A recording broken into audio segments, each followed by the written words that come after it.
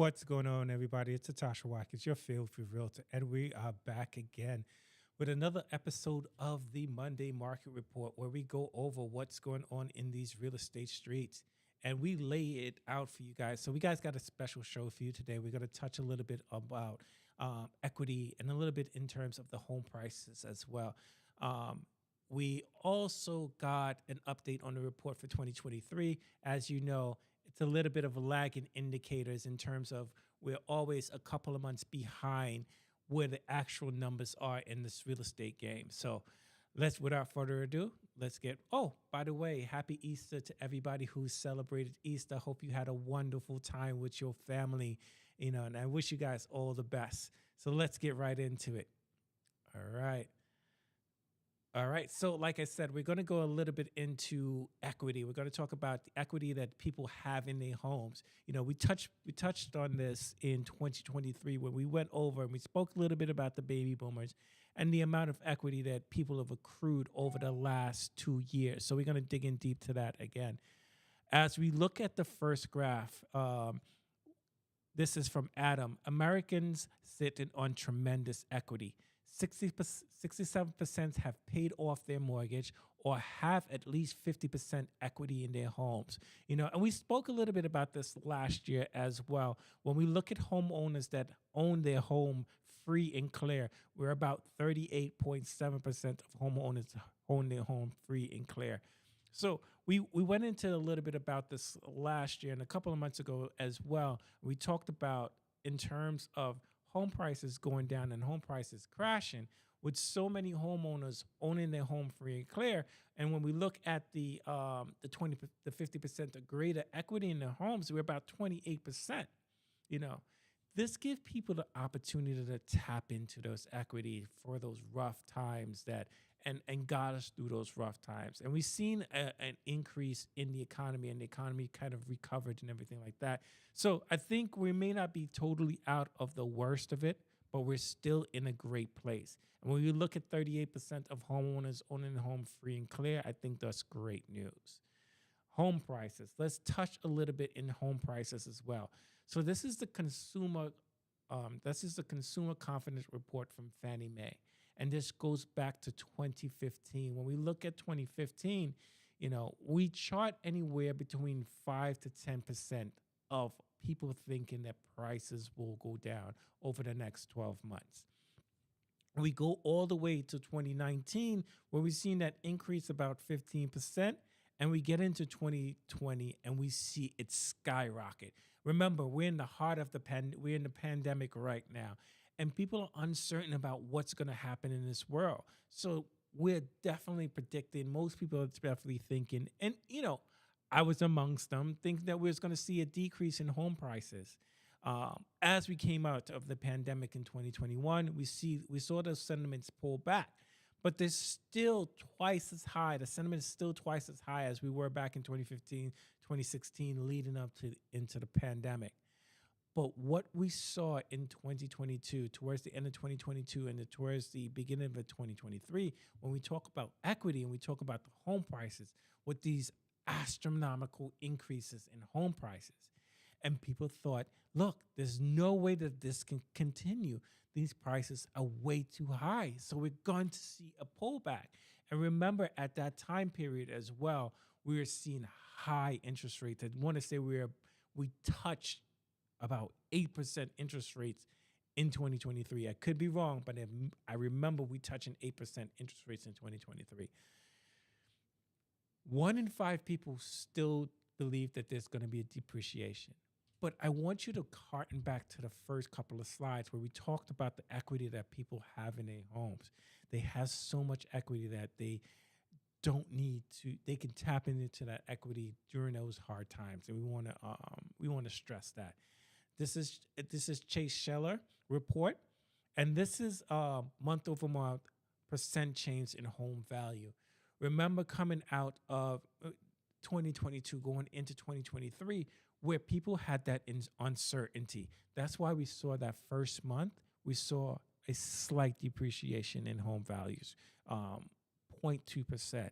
And then as we went into February, March, April, May, and the height of August, we saw 0.9% month over month in home change values.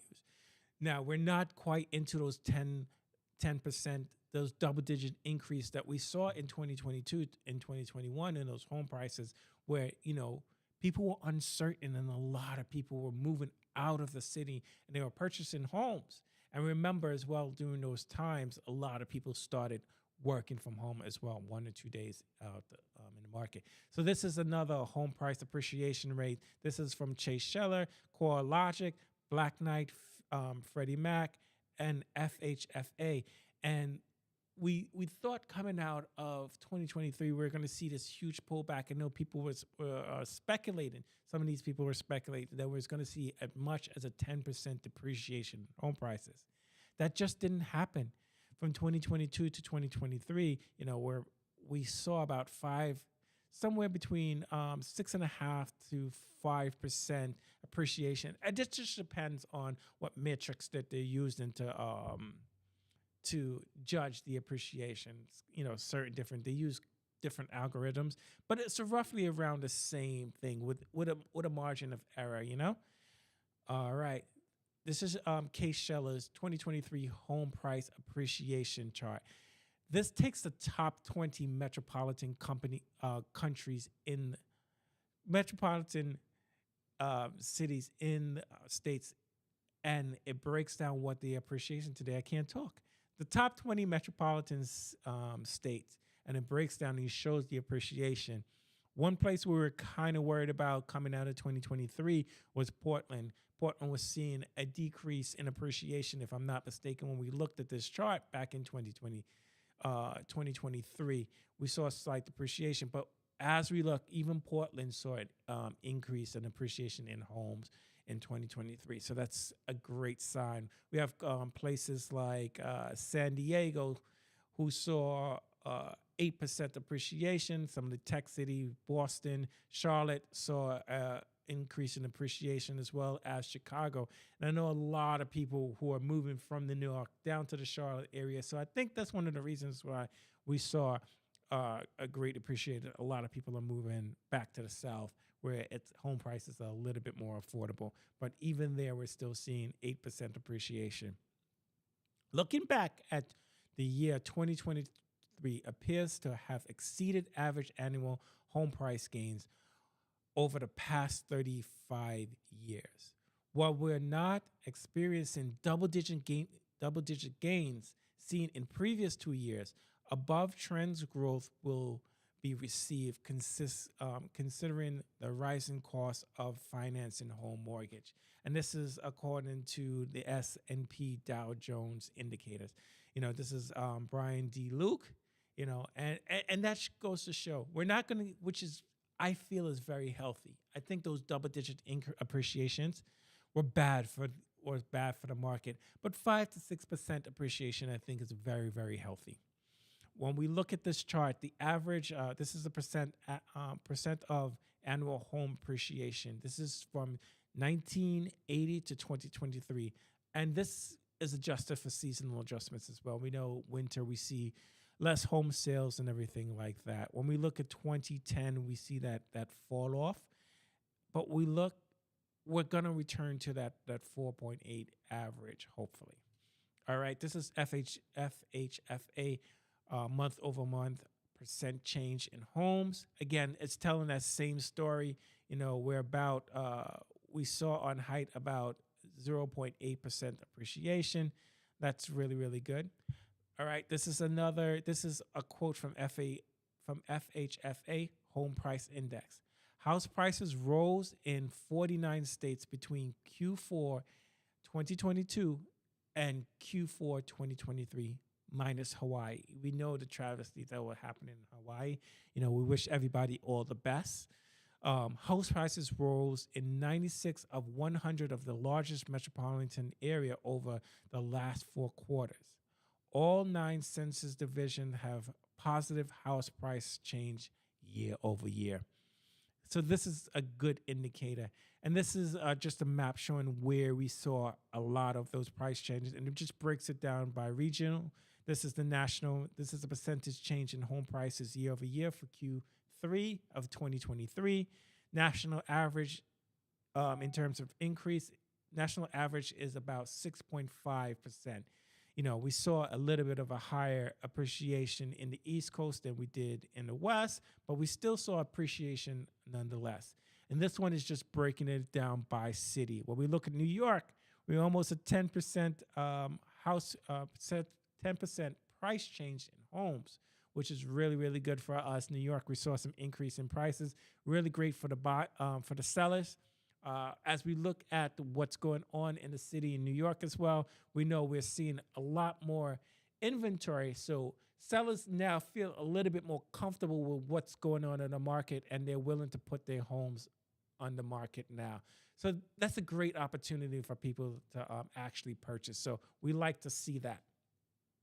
All right, this is another Sheller report saying basically the same thing. We've seen that increase, and this is just referring it back to the FHA as well. We've seen this chart before, and it just shows that over month, we're seeing nice appreciation in homes. And I want you to pay attention to the way that people are saying things. Like when we look at the actual chart, we actually have to read into what's going on, because we look at May versus June. They're going to say, hey, May we saw a decrease in home prices, but this is also based upon appreciation month over month. So we've seen a decrease in the rate of appreciation, but not a decrease in the appreciation overall. This has been another interesting Monday market report where we went through quite a bit. We touched on some of those home prices. We touched on a little bit on the home value. Is it a great time to buy real estate? I think it's always a great time to buy real estate. And I'm not just saying that as a realtor. I think going back, when we look at prices now, and I remember when we did this like 5-10 years ago, we looked at those prices and we start to say these prices are ridiculous, it's too high. But if we were invested in real estate back then and we looked at prices now, we'd have been sitting pretty on some nice equity. This is Atasha Watkins, your favorite realtor, and it's just been another Monday market report. And we'll see you guys on next Monday. I'm out of here. Peace.